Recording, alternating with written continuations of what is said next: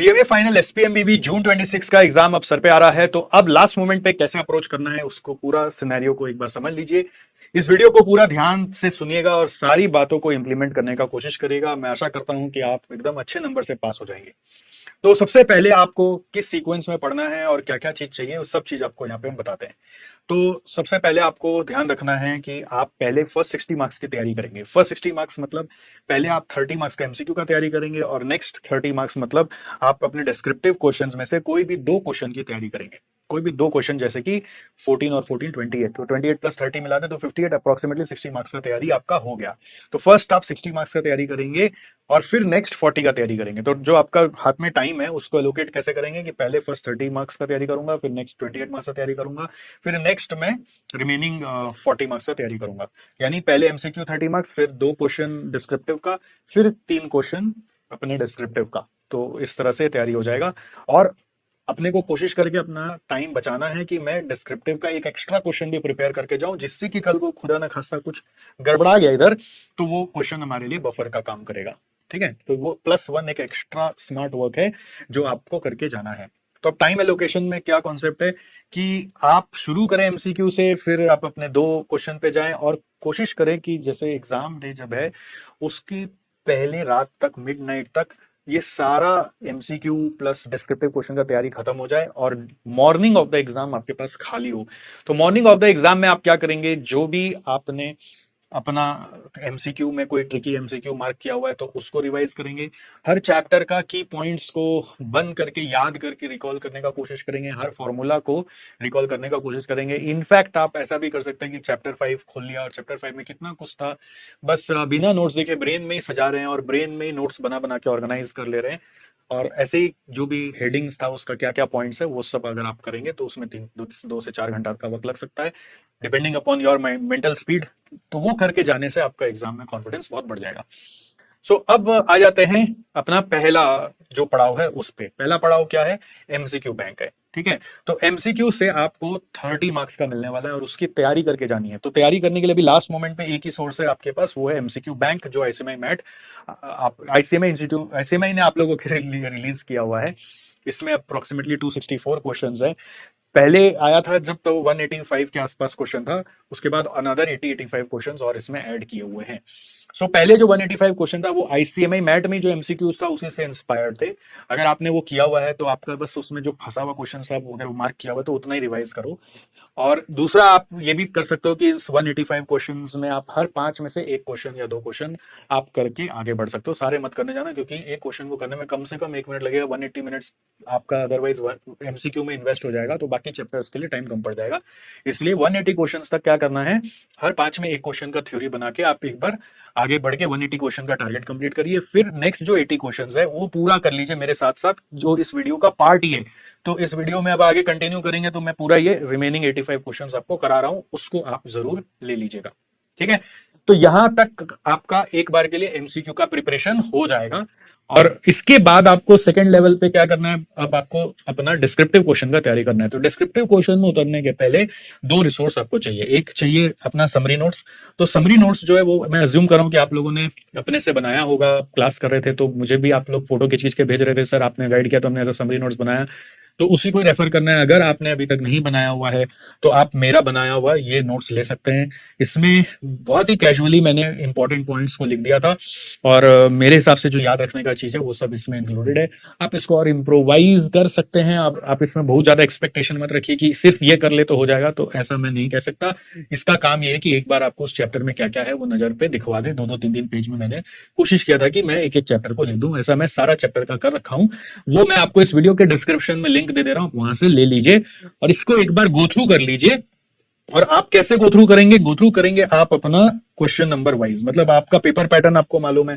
आपको पहले कौन सा टॉप 2 क्वेश्चन है जो एग्जाम में करना है और टॉप 2 क्वेश्चन में कौन सा चैप्टर आपको प्रेफर्ड चैप्टर्स है वो आपको मालूम है। तो उन्हीं चैप्टर्स का पहले समरी नोट्स पढ़िए और फिर उस चैप्टर का सुपर 50 क्वेश्चंस का एक थर्ड हमारा रिसोर्स है, उसको आप अवेल कर लीजिए। तो सुपर 50 क्वेश्चंस यदि आपने लिया हुआ है तो बहुत अच्छी बात है, नहीं लिया हुआ है तो आपको अभी वापस वीडियो के डिस्क्रिप्शन में जैसे मैंने बताया यहाँ पे लिंक दे दे रहा हूँ, वहां से ले लीजिए। तो उस पर्टिकुलर चैप्टर का आपने मान लीजिए समरी नोट्स रिवाइज किया और उस चैप्टर का फिर सुपर 50 क्वेश्चंस को सॉल्व किया। अगर सॉल्व कर लिया ऑलरेडी तो उसको फिर से एक बार देख लिया, और उससे जुड़ा हुआ अगर आपके इंस्टीट्यूट मैट में आप जब क्लास किए थे तो उसमें कुछ और क्वेश्चन आइडेंटिफाई किया हुआ था तो वो सब भी एक बार देख लिया एक्स्ट्रा में। तो सुपर 50 क्वेश्चन के बहाने आपका एक एक चैप्टर कवर होते जाएगा, समझ गए। तो आपको करना क्या है, पहले एमसीक्यू करना है, फिर नेक्स्ट दो क्वेश्चन कोई भी जो आपका स्ट्रेंथ के हिसाब से उसका समरी नोट्स पढ़ के सुपर 50 क्वेश्चन करना है। अगर वो हो चुका है तो ऐसे मैट में जो आपका एक्स्ट्रा मार्किंग किया हुआ है या प्रीवियस ईयर पेपर सॉल्व किए हुए हैं तो उसमें जो एक्स्ट्रा मार्किंग किया वो सब क्वेश्चन भी देख लेना है। जितना जिसका समय जितना हो उतना ही करे, पहले आप अपना रिवीजन करें पॉइंट्स का, फिर सुपर 50 में आ जाए, फिर आईसीएमआई मैट का मार्क्ड क्वेश्चन देख लें, फिर प्रीवियस ईयर का मार्क क्वेश्चन देख लें, फिर मॉक टेस्ट दिया आप एसजीसी में तो मॉक टेस्ट का कोई मार्क्ड क्वेश्चन है वो देख लें। Like this you will complete first 2 questions which are very sure that you will do in exam. Next similarly ये होने के बाद नेक्स्ट कौन सा क्वेश्चन, नेक्स्ट 3 क्वेश्चन की तैयारी, फिर ये 3 क्वेश्चन होने के बाद +1 की तैयारी। ऐसा करते करते रात मिडनाइट तक पढ़ाई करना है, उससे ज्यादा नहीं पढ़ना है, जितना हुआ हुआ। कोशिश करो कि सब एक बार टच बेस हो जाए और उसके बाद सो जाना है, सुबह उठना है आराम से, और हर चैप्टर का जितना भी आपने तैयारी किया था पिछली रात तक उस चैप्टर का फिर से समरी नोट्स को पढ़ना है, पॉइंट्स को इस बार ढक ढक के याद करना है कि क्वेश्चन पढ़ के आंसर याद आ रहा है कि नहीं, हेडिंग पढ़ के पॉइंट्स याद आ रहा है कि नहीं, ऐसे। और हो सके तो पूरा पूरा चैप्टर ही दिमाग में सजाने का कोशिश करो कि इस पूरे चैप्टर में पहले ये था, फिर ये था, फिर ये था, फिर ये था, फिर ये था, फिर ये था, फिर ये था, इसमें ये होता है, इसमें होता है, ऐसे करें। कितना दूर तक जा पाते हो, दिमाग में कितना ऑर्गेनाइज कर पाते हो। सोचो कि दिमाग में ही अगर सब कुछ ऑर्गेनाइज कर रहे होते, अच्छे से सुंदर से लिख रहे होते, तो कौन सा पेज में क्या है सब कुछ आप ऑर्गेनाइज कर लो, फोल्डर मैनेजमेंट कर लो, जिससे एग्जाम हॉल में बस उस फोल्डर को क्लिक कर करके इन्फॉर्मेशन निकाल निकाल के एग्जाम में लिख के आना है, राइट। तो यही है आपका एसपीएमबीवी का कहानी। एसपीएमबीवी में आराम से 60 मार्क्स उठाया जा सकता है अगर आप थोड़ा सा ध्यान रख के कैलकुलेशन करेंगे और थोड़ा सा फोकस्ड होकर रिवीजन करेंगे। तो अब इसके बाद और कुछ मेरे को भी बोलना नहीं है। आपका कोई सवाल हो तो आप कमेंट में जरूर पूछ सकते हैं। आप मुझसे कनेक्टेड है तो मुझे व्हाट्सएप कर सकते हैं। एकदम दिल लगा के पढ़ाई करिए और इसी बार इस पढ़ाई को कहिए कि बस अब हमेशा के लिए संपूर्ण हो गया। Correct. So this is it. आप ये स्क्रीनशॉट भी ले लीजिए एक बार अगर ये एनालिसिस आपने नहीं देखा हुआ है। इसका वीडियो वैसे अलग से डाला हुआ है एसपीएमबीवी पेपर पैटर्न, मैं वापस डिस्क्रिप्शन में दे दूंगा। अब आप एमसीक्यू बैंक फटाफट निकाल लीजिए और चलिए आइए अब एमसीक्यू सॉल्व करते हैं। और बाकी सब नोट्स जैसे जैसे वीडियो के डिस्क्रिप्शन में बताया सब डाउनलोड करके एकदम मन लगा के पढ़िए। ऑलराइट, चलिए स्टार्ट।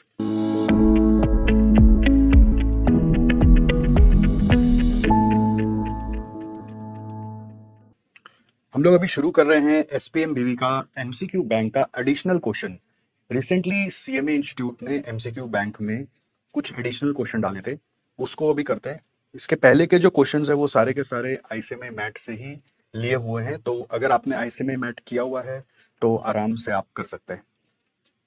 सो एक बार प्रैक्टिस करने में कोई बुराई नहीं है। ऊपर तक का क्वेश्चन को वापस से अपने से एक बार जरूर करना चाहिए बिना सॉल्यूशन देखे, and see where you stand. And now let us discuss 185 number से there are some series of questions which we can discuss now. So let's begin. The primary goal of SPM is to, देखो 4 option पढ़ेंगे और eliminate कर करके भी अपने answer तक पहुंच सकते हैं, और अगर कोई डायरेक्ट आंसर समझ में आ गया तो डायरेक्ट मार्क कर देंगे। सो SPM का प्राइमरी गोल क्या है? Compare employees performance with that of competitors. सुन के अजीब लगेगा, कॉम्पिटिटर से कंपेयर करना सिखाया देगा कभी SPM में आपको? Align individual and organisational goal to drive strategic success. ये ज़्यादा सही लग रहा है। इंडिविजुअल और ऑर्गेनाइजेशनल गोल को अलाइन करके स्ट्रेटेजिक सक्सेस निकालो। Reduce the workload of top management, all of the above. तो इसका करेक्ट आंसर है बी। नियरेस्ट और एक्यूरेट लग रहा है बी। Performance measurement focuses on dash while performance management focuses on dash. एक मेजरमेंट एक मैनेजमेंट। तो मेजरमेंट बोल रहा है क्वांटिटेटिव डेटा, मैनेजमेंट बोल रहा है क्वालिटेटिव डेटा। एक मेजरमेंट बोल रहा है एम्प्लॉइज, मैनेजमेंट बोल रहा है मैनेजमेंट। मेजरमेंट बोल रहा है सिस्टम्स, मैनेजमेंट बोल रहा है इंडिविजुअल्स। मेजरमेंट बोल रहा है पास रिजल्ट्स, मैनेजमेंट बोल रहा है कंटिन्यूअस इंप्रूवमेंट। तो management is all about continuously improving the company so that we are able to achieve our strategic goals. Management जब लगता है तो इसका मतलब ये नहीं कि बस एक बार बोल के छोड़ देते हैं। मैनेजमेंट मतलब इतना सुधार कर लेते हैं कि जो भी टीम मेंबर्स आए हमारे वो सबके सब हाई परफॉर्मिंग बन जाए। पर फिर क्या नेक्स्ट क्वेश्चन देखो, Which statement best differentiates performance appraisal from performance management? तो अभी यहाँ पे क्या मेजरमेंट की बात हो रही है, यहाँ और मैनेजमेंट की बात हो रही है, यहाँ पर आ रहा है अप्रेजल और मैनेजमेंट की बात। ठीक है, तो एक रिवीजन भी हो रहा है ना इस तरह से, थ्योरी का भी। इस तरह से आप थ्योरी भी थोड़ा रिवीजन कर पा रहे हो। आपका अगर कोई इलेबोरेटेड क्वेश्चन आ गया तो आप कुछ तो लिख पाओगे। Appraisal is future oriented? नहीं, अप्रेजल फ्यूचर ओरिएंटेड है नहीं ऐसे। Management is past oriented. अभी तो जैसे ऊपर में ही समझ में आ गया था आपको कि मैनेजमेंट कंटिन्यूअस इंप्रूवमेंट के बारे में। Appraisal is continuous, management is annual. नहीं, उल्टा है। अप्रेजल में भी annual, management is continuous. Appraisal is a component of performance management. There is no difference between the two. So the most right answer is appraisal is a component of performance management. Next,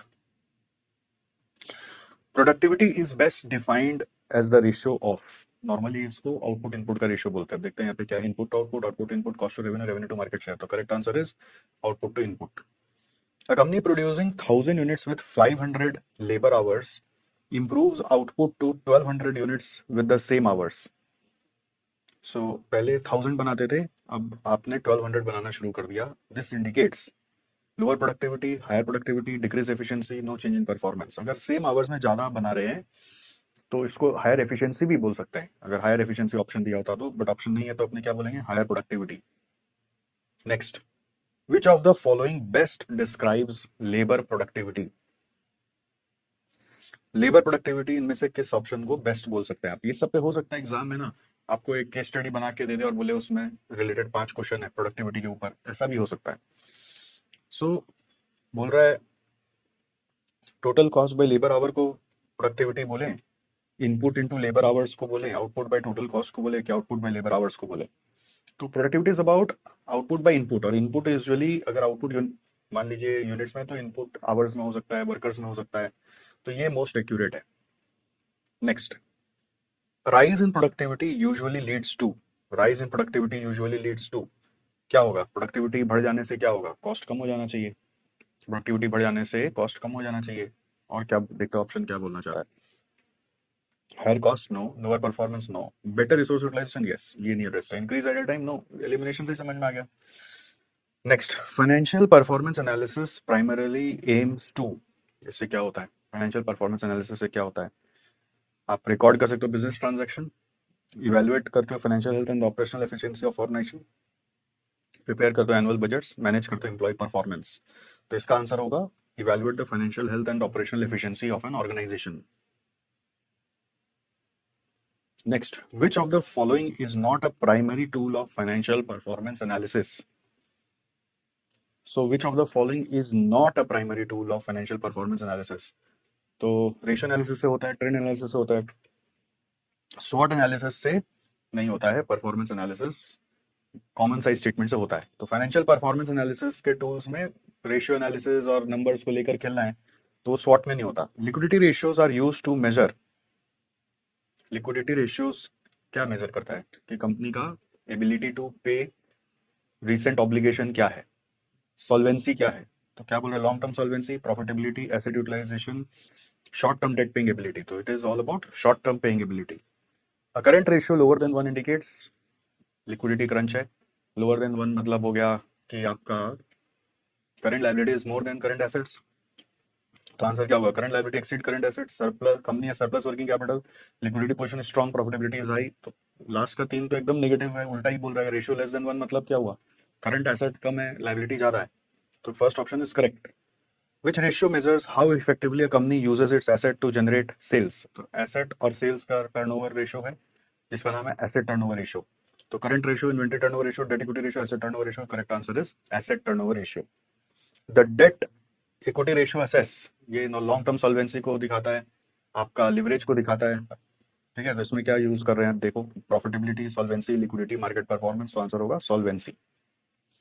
next, if net profit margin increases while sales remain constant, it indicates, अगर net profit margin increase हो रहा है, sales same है, तो इसका मतलब आप क्या कर रहे हो? इसका मतलब आप कॉस्ट कम कर रहे हो। It indicates decrease in expense, increase in liability, decline in profitability, inefficiency in cost management. तो what is the correct answer? Decrease in expense. थोड़ा सा ना ब्रेन को चलाओगे तो थोड़ा एक नियरेस्ट आंसर सोच लेना, फिर आप अपना ऑप्शन देखते हो तो ज्यादा कॉन्फिडेंस आता है। The return on capital employed is a measure of, ROCE क्या है? ROCE is a measure of, you can say profitability का मेजर है, या इन्वेस्टमेंट के ऊपर जो प्रॉफिट है उसका मेजर है, liquidity position, market price appreciation, operational efficiency of capital invested, leverage control. तो इसका आंसर है कैपिटल से जुड़ा हुआ, तो operational efficiency of capital invested. Which of the following is a limitation of ratio analysis? इसका आंसर क्या होगा? It is easy to compute, ratio analysis is easy to compute. Limitation पूछ रहा है तो इजी टू कंप्यूट तो limitation नहीं, advantage है। It relies on historical financial data, ये एक लिमिटेशन हो सकता है, तो ये फ्यूचर को नहीं देख पाता है, ये पास्ट को ही बता रहा है। Provides a quick view of performance, quick view of performance तो एडवांटेज है। इट शोज कंपैरेटिव रिजल्ट्स, ये भी एक एडवांटेज है। तो correct answer is relies on historical data. A low debtor turnover ratio usually means, debtor turnover ratio अगर कम चल रहा है इसका मतलब उधार ज्यादा बढ़ रहा है, मतलब क्रेडिट आप ज्यादा दे रहे हो। तो अब इसको इंस्टीट्यूट का ऑप्शंस क्या बोल रहा है उसके हिसाब से देखते हैं। Effective credit collection, faster realisation of cash, ऐसा तो नहीं हो रहा है क्योंकि डेटर टर्नओवर रेशियो लो है। Inefficiency collection, inefficient collection policy, lower sales volume. तो correct answer is inefficient collection policy. Next, the procurement to pay process begins with, so procurement to pay मतलब परचेज प्रोसेस है, it begins with what? Payment to supplier, purchase requisition, goods receipt, invoice verification. तो procurement करने के पहले सबसे क्या चाहिए? Purchase requisition चाहिए। ये कॉमन सेंस है, आप इंटर में जो मटेरियल कॉस्टिंग पढ़े उसी से भी आंसर कर सकते हैं। Next, the final step in P2P cycle is, देखो प्रोक्योरमेंट टू पे है तो लास्ट में पे होगा, अब पे होगा तो उससे जुड़ा हुआ कुछ सोचना है। तो purchase order creation, vendor selection, payment to vendor, goods inspection. तो नियरेस्ट जो है पेमेंट टू वेंडर ही है। The main objective of P2P process is to, क्या काम है इसका? इसका काम है मतलब P2P प्रोसेस क्या करता होगा, आप खुद सोचो। What does P2P do? Procurement to pay मतलब एक तरह से परचेज प्रोसेस को स्ट्रीमलाइन करने का बात यहाँ पे किया जा रहा है। What we are trying to do here is streamline the purchase process. So is it connected with increase in sales revenue? No. Ensure smooth procurement and timely payment to vendors? Quite yes. Manage customer relationship? It's not related with customer. Forecast future demand? It's not related to demand. तो correct answer is second one. ठीक है। फिर vendor relationship management primarily aims to, अब vendor relationship में vendor कौन है? Vendor is our supplier, तो उससे रिलेशनशिप मैनेजमेंट करने का फायदा क्या है? अब आप खुद सोचो, वेंडर जुड़ा हुआ कोई ऑप्शन खोजना है कि वेंडर से कुछ फायदा निकलेगा ऐसा। अब यहाँ पे क्या पॉइंट रेज कर रहा है? Minimize communication with supplier? No no. Relationship कैसे बनेगा? Build long term mutually beneficial relationship with vendors? ये quite close. Focus only on cost reduction? तब तो फिर वेंडर भी नाराज हो जाएगा। Ensure single resource procurement? तो फिर अदर वेंडर से आप काम नहीं करोगे तो डिपेंडेंसी बढ़ जाएगी। So you should have multiple vendors and maintain cordial relationship with them for a long term business. ठीक है। फिर next, downstream supply chain activities mainly include, देखो ये सबसे क्या फायदा हो रहा है? ये सबसे कहीं ना कहीं वेंडर रिलेशनशिप मैनेजमेंट का कोई एक रिवीजन हो जा रहा है, सप्लाई चेन का भी कोई ना कोई एक आइडिया वापस जाग जाएगा। तो सप्लाई चेन का दो पार्ट होता है, अपस्ट्रीम और डाउनस्ट्रीम। ठीक है। सो आप सोचिए डाउनस्ट्रीम में अपने क्या करते थे और अपस्ट्रीम में हम लोग क्या करते थे। सप्लाई चेन में एक अपस्ट्रीम होता है और एक डाउनस्ट्रीम होता है। तो downstream is more about customers, upstream is about suppliers. Upstream जो होता है ना सप्लायर से जुड़ा हुआ है, और डाउनस्ट्रीम जो है वो कस्टमर से जुड़ा हुआ है। सो डाउनस्ट्रीम कस्टमर से जुड़ा हुआ है। प्रोक्योरमेंट एंड प्रोडक्शन से जुड़ा हुआ है क्या? नो, वो अपस्ट्रीम हो सकता है। Customer order fulfilment and distribution, yes, इससे जुड़ा हुआ है। Supplier relationship management, no. Product design, no. Understood? So what is it connected with? It is connected with customers. Downstream is connected with customers. The term upstream supply chain refers to, लो भाई ये हो गया ना revision. Upstream किससे जुड़ा हुआ है अब आप समझ ही गए। Distribution activities to customers, no. Activities related to supplier and inbound logistic, yes. Upstream मतलब पीछे supplier. Marketing and sales, no. Customer service operations, no. A key enabler of reverse mapping in modern business is, reverse mapping करके एक आपका अलग से unit है SPM में, और एग्जाम में क्वेश्चन बन सकता है पूरा रिवर्स मैपिंग पे। सो a key enabler of reverse mapping in modern business is, what is reverse mapping? पहले रिकॉल करो। सो रिवर्स मैपिंग होता है जहां पर आप बॉटम अप से स्ट्रेटजी बनाते हैं अपने कंपनी के लिए, based on market feedback, market data. आप सोचते हैं कि अब अपने क्या करें जिससे कि हम लोग जो मार्केट चाह रहा है वो डिलीवर कर पाए। तो इसमें क्या होता है? मैनुअल रिकॉर्ड कीपिंग होता है, predictive analysis and machine learning होता है, फिक्स कॉस्ट बजटिंग होता है, ट्रेडिशनल रेशियो एनालिसिस होता है। तो ये मॉडर्न सिस्टम है जिसमें आप नए ज़माने में डेटा को लेकर समझ रहे हैं कि क्या हो सकता है आने वाले समय में, वो मार्केट से पता करते हैं, मार्केट डेटा से। तो उस तरह से आप देखो, predictive analysis and machine learning is one of the enabler. Enabler मतलब जिसके थ्रू आप रिवर्स मैपिंग कर पाओगे। So reverse mapping of business strategy refers to, ये क्वेश्चन आ गया जो अल्टीमेटली आपको अब मैं बता रहा था अभी। Developing a strategy before understanding market behaviour, ये ट्रेडिशनल वे है। Developing driving strategic insights by analyzing marketplace data and trends। deriving strategic insights by analyzing marketplace data and trends, ये करेक्ट है। मार्केट से डेटा एंड ट्रेंड लेकर आप अपना strategy बना रहे हो। Reverse marketing channel no, abandoning existing business model no. Reverse mapping doesn't talk about current वाला को बंद कर दो, ये कहता है कि आप ये नया एक तरह से स्ट्रेटजी बना के देखो। ठीक है, तो रिवर्स मैपिंग क्लियर है, तो कॉन्सेप्ट क्लियर है, तो आप एमसीक्यू आराम से कर पाएंगे। प्रॉब्लम हमारे साथ क्या होता है कि हमको कॉन्सेप्ट ही नहीं याद है, तुम कैसे एमसीक्यू करेंगे। फिर भी एलिमिनेशन से नियर नियर अबाउट जान सकते हैं। नेक्स्ट देखो, the order to cash process begins with, अब नाम से ही सोचो, ऑर्डर टू कैश मतलब कस्टमर का ऑर्डर आया, वहां से लेकर कैश कलेक्शन तक की बात हो रही है। तो इट बिगिंस विथ कस्टमर का ऑर्डर आएगा, तो invoice generation, receipt of order, dispatch of goods, collection of payment, तो answer is receipt of customer order. ये सब आपको एग्जाम के लिए या सिलेबस में क्यों पढ़ाया जा रहा है? क्योंकि अभी क्या हो रहा है ना, India is becoming global processing unit for various companies across the world. तो मान लीजिए कोई कंपनी है फॉरेन में जो कस्टमर का ऑर्डर रिसीव करती है और फिर वो डिटेल सारा एक यहाँ पर प्रोसेसिंग यूनिट को भेज देती है, और वो प्रोसेसिंग यूनिट फिर फर्दर कलेक्शन तक का काम करके उस कंपनी को देता है। मतलब ऑर्डर टू कैश तक का काम करके उस कंपनी को देता है, समझ गए? तो O2C as a process outsource हो जाता है, और ये सब प्रोसेस में कॉस्ट अकाउंटेंट्स को बहुत हायर किया जा रहा है। ठीक है, तो इन प्रोसेसेस में आपका योगदान क्या होता है? आपका योगदान होता है ऑडिट करना। ठीक है, आपका काम कलेक्शन करना नहीं है, ऑडिट करना, रिपोर्ट्स बनाना, जो इस पूरे प्रोसेस में काम है उसको सजाना।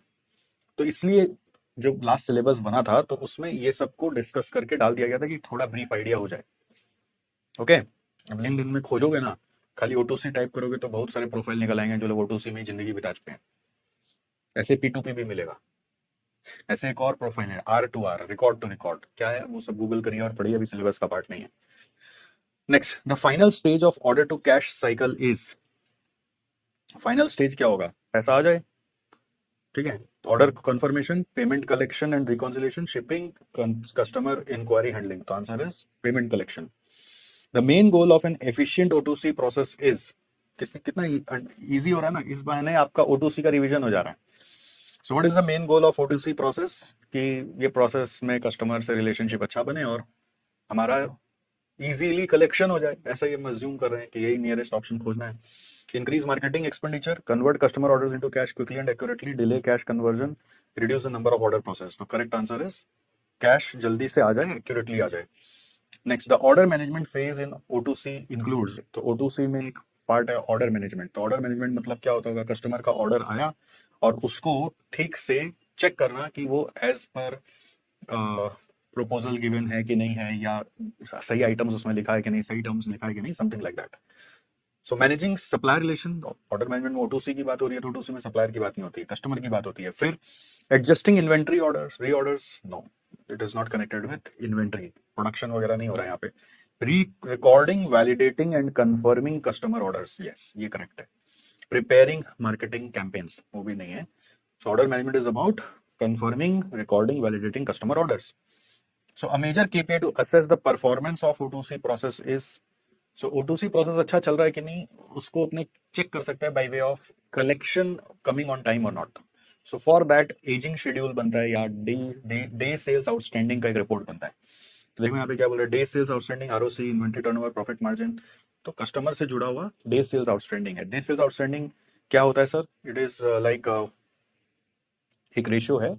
कैसे निकालते हैं? जैसे मान लीजिए आपको पता होता है कि कस्टमर का ऑर्डर साइज क्या है, जो भी कस्टमर है, मान लीजिए कस्टमर ने कितना बिल किया आपको, कस्टमर बिल वैल्यू या invoice value, okay, divided by आपको करना है average invoice value per day, average debtors per day, ऐसा बोल सकते हैं आप, एवरेज रिसीवेबल्स पर डे। तो आपको अपना एवरेज रिसीवेबल्स टोटल मालूम है, अगर एवरेज रिसीवेबल्स मान लीजिए 5 लाख का है, डिवाइड बाय 360 करेंगे तो पर डे आ जाएगा।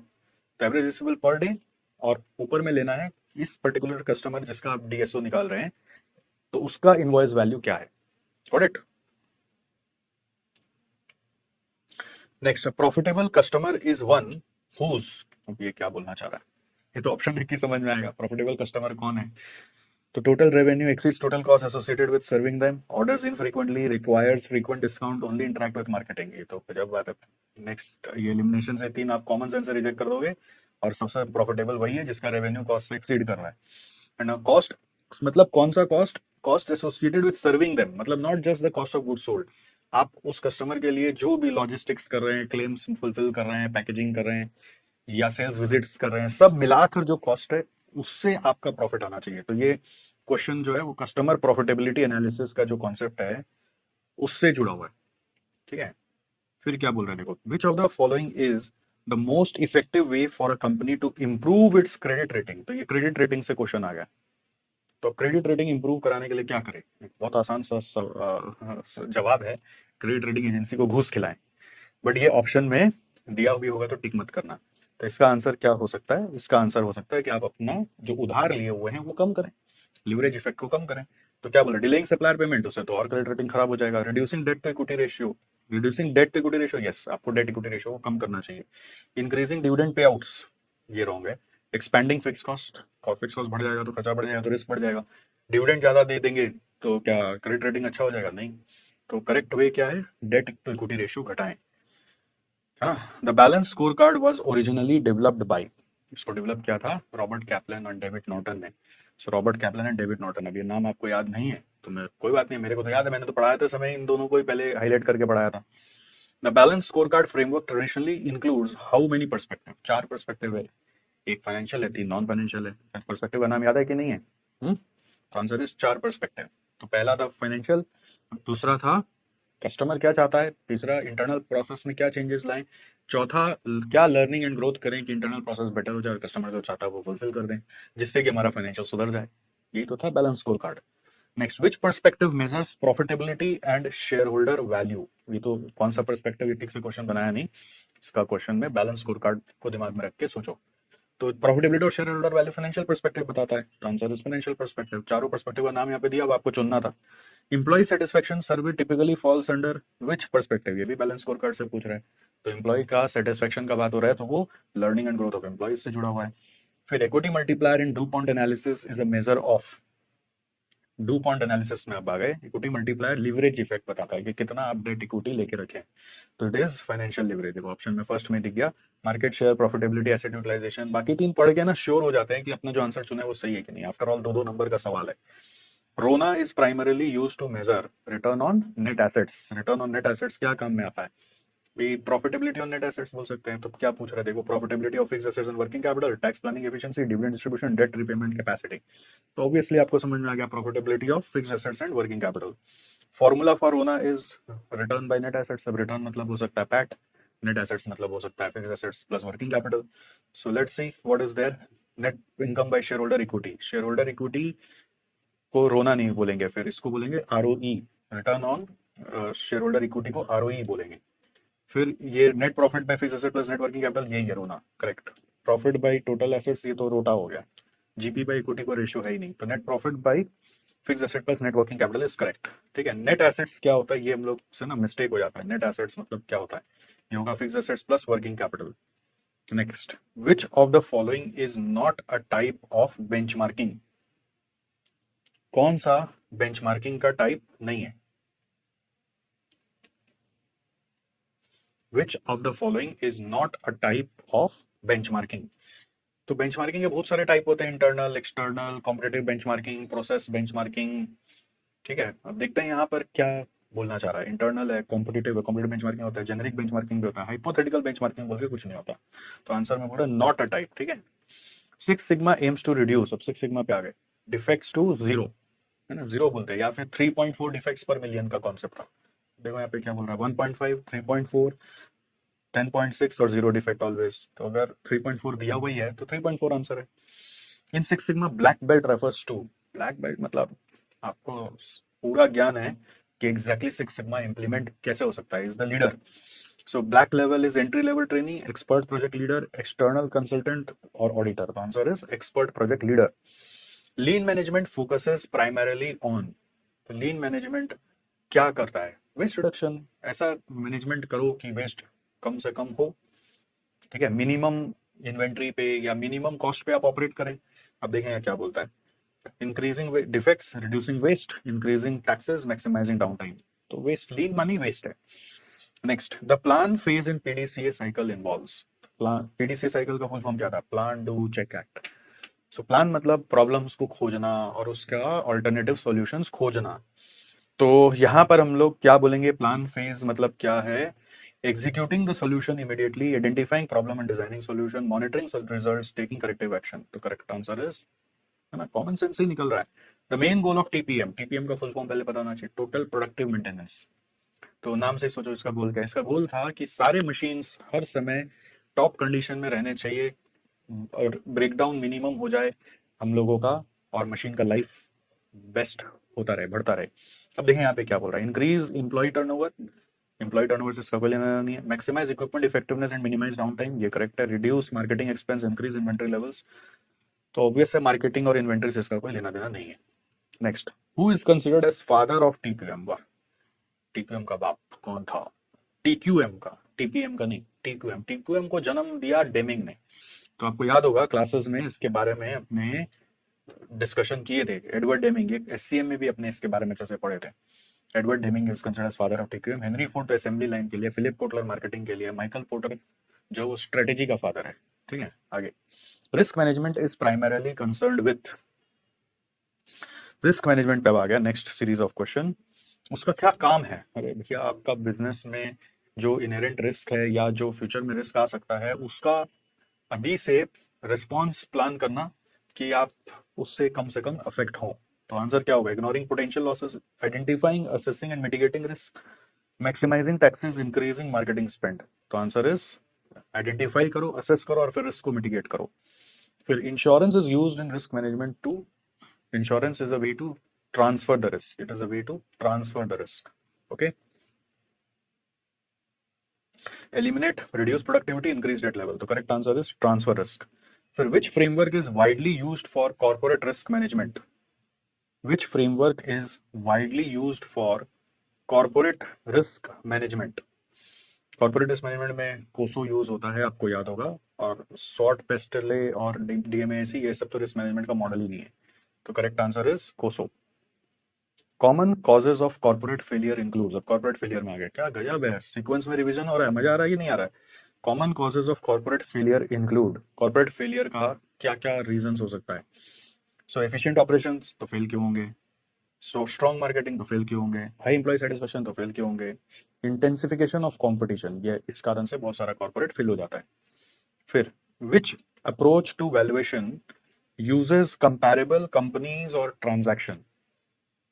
बताइए, which approach to valuation uses comparable companies और ट्रांजैक्शन? अब ये वैल्यूएशन पे आ गए, कौन सा अप्रोच है वैल्यूएशन का जो कंपैरेबल कंपनीज और ट्रांजैक्शन को यूज करता है? तो कंपैरेबल ट्रांजैक्शन मेथड है।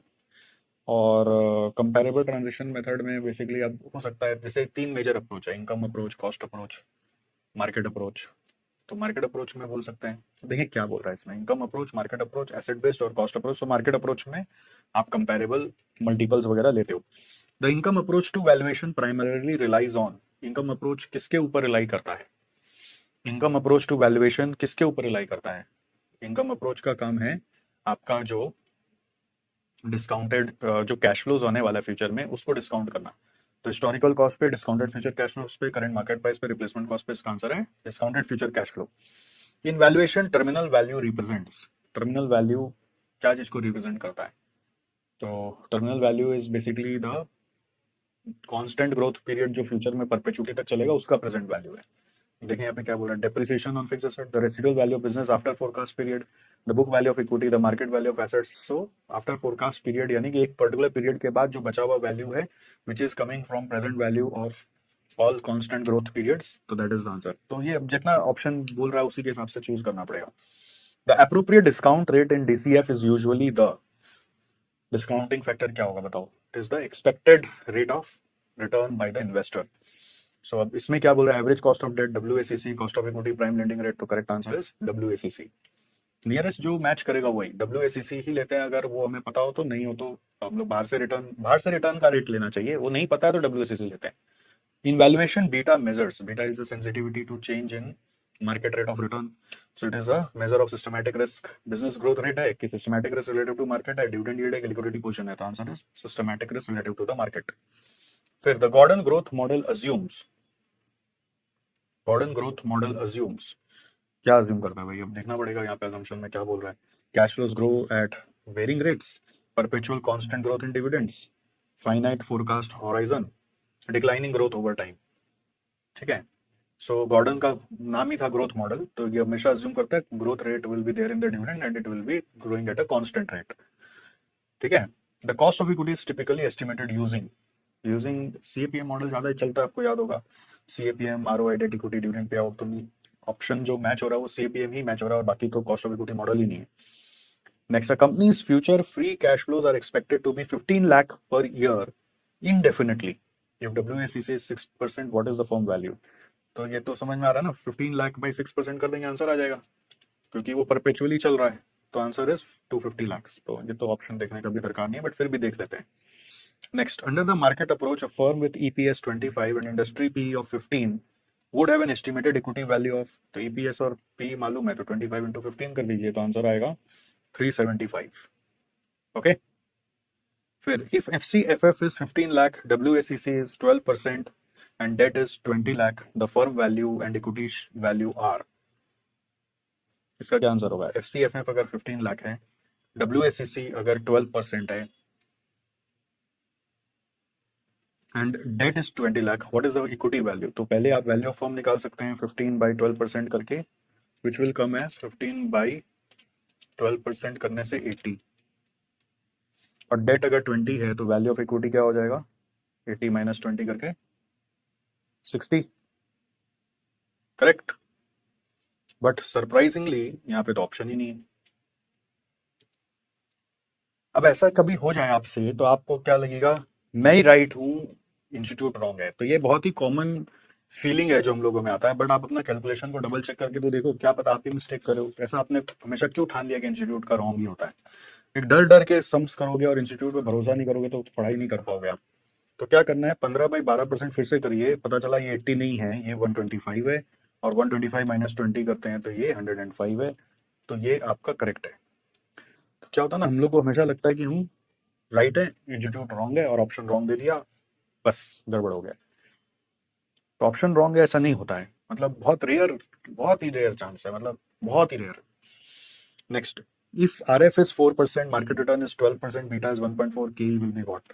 So RF 4, RM is 12 minus 4 into beta is 1.4, so क्या होगा, 1.4 into 8 plus 4 कर रहे हैं, तो आंसर आ रहा है 15.2, आंसर आ रहा है 15.2।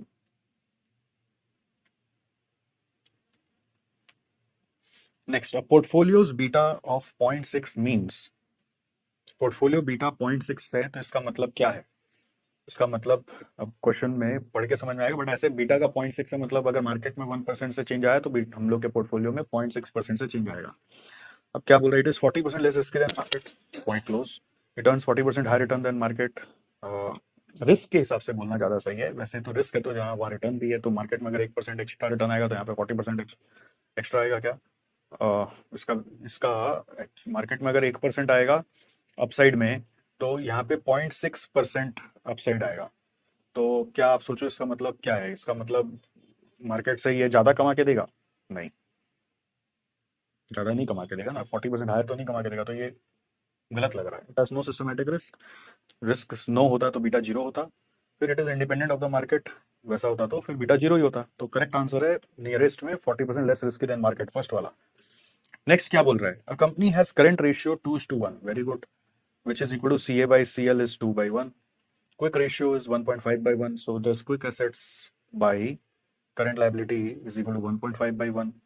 What are if current liabilities are 200 lakh, what are the inventories? तो inventories क्या मानते हैं हम लोग, normally current asset minus inventory को क्विक एसेट बोल सकते हैं।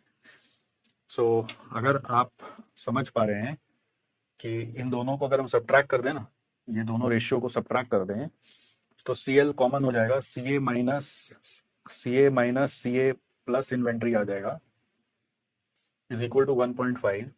तो CA कट गया, तो 2 - 1.5 आएगा इधर, 2 - 1.5, तो ये आ रहा है inventory by current liability is equal to 0.5। Inventory by current liability is equal to 0.5। ठीक है। सो अगर करंट लायबिलिटी 200 है तो इन्वेंट्री कितना होगा, 100 होगा। इन्वेंट्री इज इक्वल टू क्या बोलोगे, 200 इंटू 0.5 करने से कितना 100 आ रहा है। तो देखो आंसर में 100 है क्या, 100 है ना, हो गया। तो ये इसका ट्रिक क्या है कि आप ये दोनों रेशियो को लिखे और दोनों को सब्ट्रैक्ट कर दीजिए। ठीक है, 1 - 2। फिर एंटरप्राइज वैल्यू कैसे कैलकुलेट होता है, तो उसका फॉर्मूला है market capitalization plus debt minus cash. ठीक है, इसके ऊपर कभी कभी बड़ा सम भी आ सकता है, और MCQ is very good way to revise the entire course once again. ठीक है। फिर if market cap is 650 crore, debt is 250 crore, cash is 75, आगे एंटरप्राइज वैल्यू निकाल ही दो। तो फॉर्मूला आपको मालूम ही है, अभी अभी ऊपर में सीख लिया था, 650 प्लस 250 माइनस 75।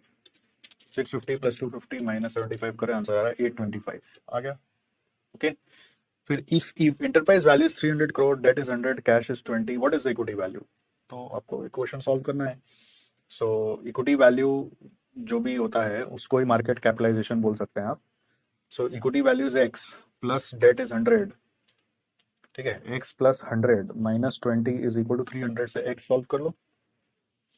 सो 320 माइनस 100 करें तो 220 आ रहा है, हो गया। A company with no debt has equity value of 500 lakh। तो ये अनलीवर्ड कंपनी है। If it borrows 200 lakh and invests at the same return, the firm value under theory with no taxes will be what?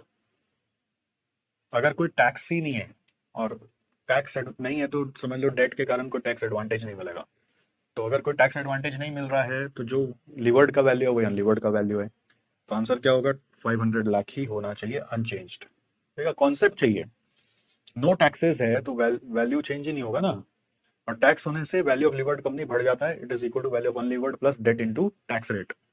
If companies post merger EPS is lower than its pre merger EPS, the merger is considered, क्या बोलेंगे, अगर post merger EPS उसका लोअर है और pre merger higher है तो merger viable ही नहीं हुआ, मतलब सक्सेसफुल नहीं हुआ। इससे ईपीएस डाइल्यूट हो गया। ठीक है, ईपीएस डाइल्यूट हो गया, EPS accretive, EPS dilutive, value creating, neutral. तो आंसर इज ईपीएस डाइल्यूटिव। फिर a company expects free cash flows of 15 lakh per year for next 5 years। If the discount rate is 10%, the present value of this cash flows is. So 15 lakh का discount annuity factor लेना है 10% for 5 years। तो ये कैसे आएगा, 1.1 divide 1 equal to 1। ये 5 साल का पहले एन्युटी फैक्टर ले लेते हैं, 1.1 डिवाइड 1 m प्लस 1 2 3 4 5 MRC। सो ये आ रहा है 15 into 3.791। Prefer always 3 digits, 3 digits prefer करेंगे। तो आंसर आ रहा है 56.87। गिरा मैच हो गया, करेक्ट। नेक्स्ट देखो, a firm will have constant FCF of 25 lakh for 7 years। The discounting rate is 10%। What is the present value? तो कांस्टेंट अगर 25 लाख है फॉर 7 years, तो वही सेम वर्किंग है, 25 lakh into annuity factor for 10% for 7 years। सो ये कैसे आएगा, पहले डिस्काउंटिंग फैक्टर लगेगा 1.1 डिवाइड 1 m प्लस 1 2 3 4 5 6 7। तो MRC आ रहा है 4.86, 25 into 4.868। So 25 into 4.868 is equal to 121.7।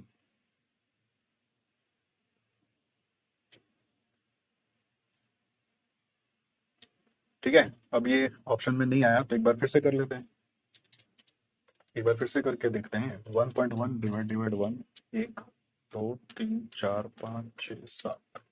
MRC 4.868 into 25। फिर 121.7 आ रहा है, बट वो ऑप्शन में नहीं दिया हुआ है, तो 150.7 किस लिए दिया हुआ भाई साहब पता नहीं। ठीक है, तो ये थोड़ा सा डाइसी हो गया। तो भी सर आप जो बोले वही हो गया, इंस्टीट्यूट का रॉन्ग है, हो जाता है, कोई पता नहीं किस हिसाब से। एक बार फिर से कर लेते हैं भाई साहब, एग्जाम में ऐसा होगा तो क्या करेंगे, एक बार और करेंगे। फिर जो नियरेस्ट लग रहा 0.7 वही मार्क करके आ जाएंगे, और क्या करेंगे, ब्लैंक। ये ब्लैंक भी छोड़ सकते हो आप, ऐसा कोई बात नहीं है।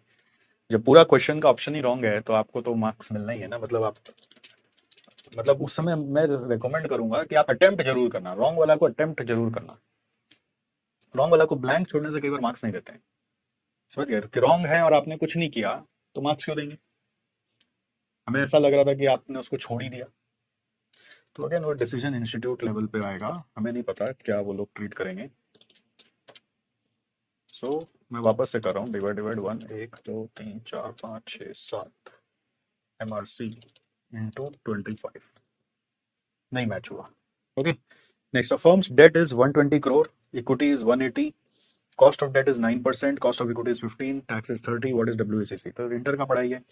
सो डेट 120 है, कॉस्ट ऑफ डेट आपको दिया हुआ 9, तो आपको KD मान लेना 9 इंटू 1 माइनस टैक्स रेट, ठीक है, और इंटू कर लेना है आपको 120 by total 300, that is value of debt by value of debt plus value of equity, plus फिर वैल्यू ऑफ KE है 15%, इंटू कर लेना आपको 180 बाई 300। सर 180 बाई 300 क्या है, वो वेटेड एवरेज कर रहे हैं आप और कोई तरीका से करके करना चाहते हो आप अपना तरीका से कर लो, यही आंसर आएगा, ठीक है।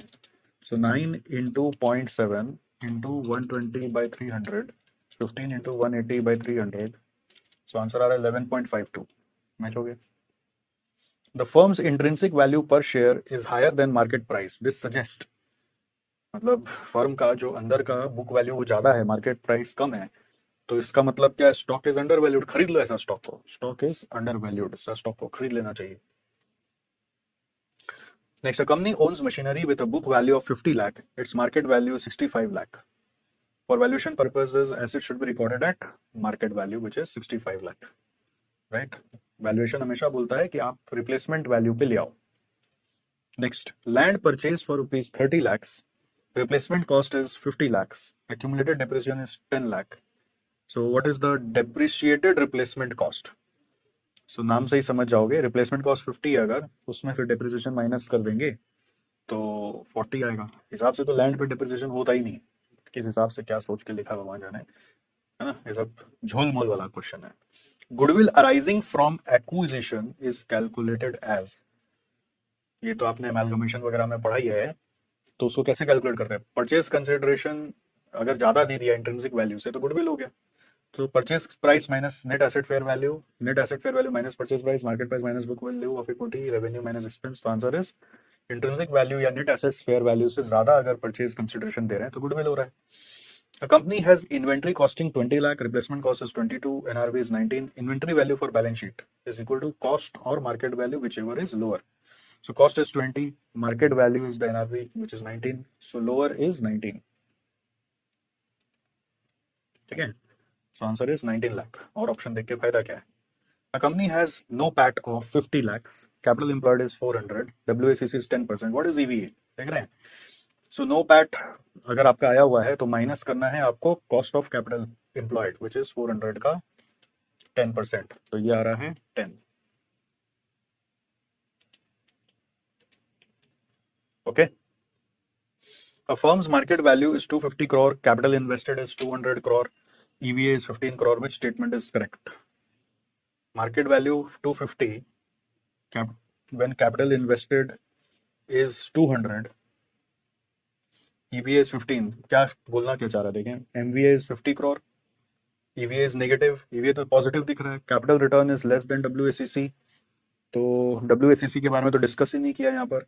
फर्म इज डिस्ट्रॉइंग वेल्थ, वो तो बोल नहीं सकते, EVA पॉजिटिव है तो, सो अपने बोल सकते हैं 250 करोड़ और 200 करोड़ का कंपैरिजन से market value added is definitely 50 crore, तो ये नियरेस्ट सही ऑप्शन आ रहा है।